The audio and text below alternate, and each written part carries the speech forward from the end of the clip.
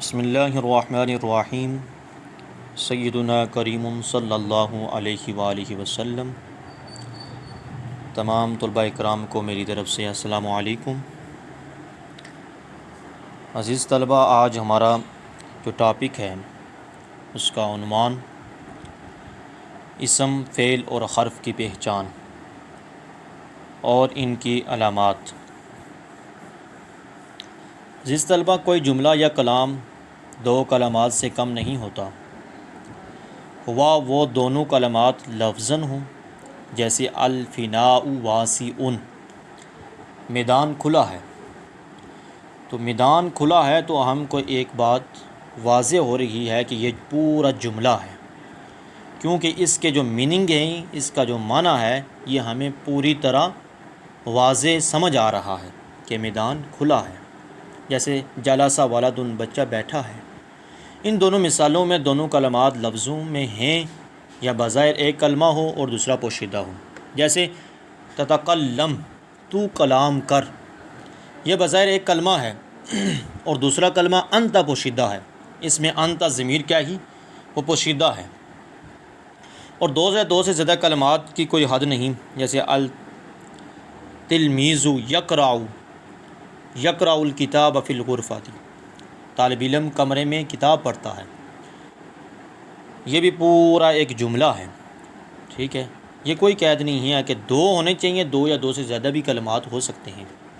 ہر کلمہ جملے کا جز شمار کیا جاتا ہے، کیونکہ ایک جملے میں کئی کلمات ہوتے ہیں، اس لیے وہ کلمات اسم بھی ہو سکتا ہے، وہ فعل بھی ہو سکتا ہے، وہ حرف بھی ہو سکتا ہے۔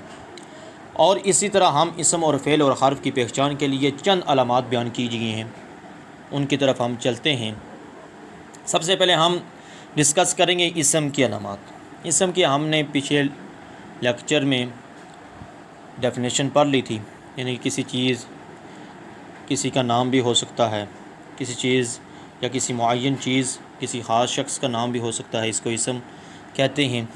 بہرحال ہم نے آج جو ہمارا ٹاپک ہے وہ اسم کی علامات ہے۔ ہر وہ کلمہ اسم ہوگا جس پر الف لام آ جائے۔ اس کی مثال ہے الکتاب، الفوز، اور بھی کئی کتابیں، جیسے القرآن۔ اس کے بعد آتا ہے جس سے پہلے حرف جر آ جائے، جیسے فی درسن۔ حرف جر جو کلمے کے نیچے زیر دے، کسرہ دے، اس کو ہم کیا کہتے ہیں؟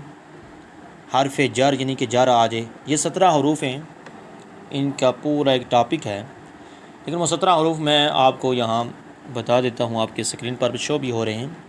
باؤ، تاؤ، کافو، ولامو، وواؤ، منز اور مز، خلا، ربا، خاشا، من، ادا، فی، ان، الا اور حتی اور علا۔ یہ حرف جو ہیں جب یہ آ جائیں گے تو اگلا جو حرف ہے اس کو یہ کیا کر دیں گے؟ تنوین میں کنورٹ کر دیں گے۔ جب حرف جر آ جائے اور حرف جر جس کے پیچھے ہو تو آگے کیا اس کا ہوگا؟ اسم ہوگا۔ جس کے آخر میں تنوین آ جائے، جیسے شجرن، اور کہتے ہیں جو معرب کلمات کے آخر میں پڑھنے میں آتا ہے، لکھنے میں نہیں آتا، جس کلمے میں آخر میں تنوین ہو اسے منون بھی کہتے ہیں۔ وہ مضاف ہو، جیسے غصن شجرن۔ مضاف کی ایک بڑی ڈیٹیل ہے، یعنی کہ جس کے اردو ترجمے میں کا ہے، کہ ہے، یا اس طرح کے الفاظ آ جائیں تو پہلے کلمے کو ہم مضاف کہیں گے اور دوسرے کو کیا کہیں گے؟ مضاف الیہ۔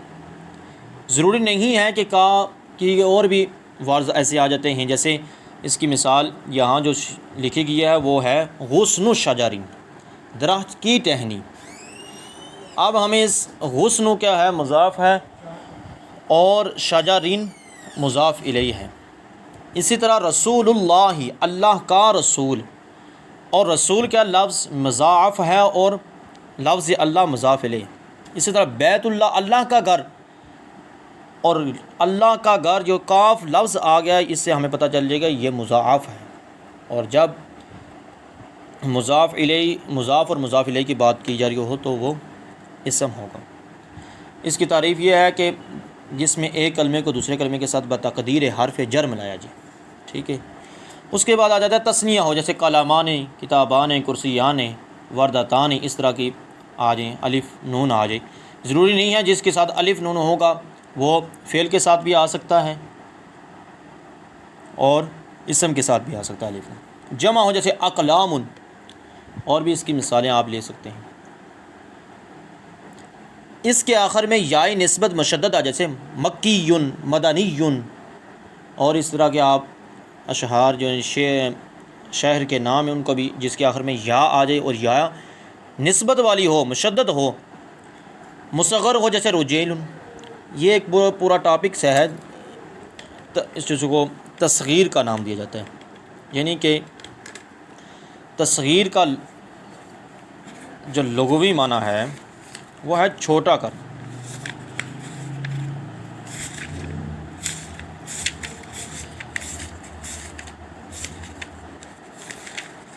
یعنی رجیل، زہیرۃ، اور اسی طرح ہمیں پتہ چلے گا۔ لیکن اس کے بعد آ جاتا ہے اس کے آخر میں تائے تانیث کی علامت ہو، جیسے وہ تا جو گول تا ہے وہ آ جائے، متحرک آ جائے، جیسے شجرۃ، زخرۃ۔ موصوف ہو، جیسے قلم جمیل۔ موصوف یعنی کہ یہاں قلم جمیل، ہمیں کیسے پتہ ہے یہ ایک موصوف ہے؟ قلم کیا ہے؟ اسم ہے، اور اس کے آخر پر بھی تنوین ہے، جمیل کے آخر پر بھی تنوین ہے۔ موصوف اور صفت کی یہ ہے کہ موصوف کی تعریف، اور یعنی کہ مرکب توصیفی اس کو کہا جاتا ہے۔ جب موصوف اور صفت دونوں کو ملا کر پڑھتے ہیں ہم تو اس کو مرکب توصیفی کا نام دیا جاتا ہے۔ مرکب توصیفی اس کو کہتے ہیں جو کسی کی خوبی یا خصلت کو ظاہر کرے، اور یہاں قلم جمیل، قلم خوبصورت ہے، اور قلم کی کیا خصلت بیان کی جا رہی ہے۔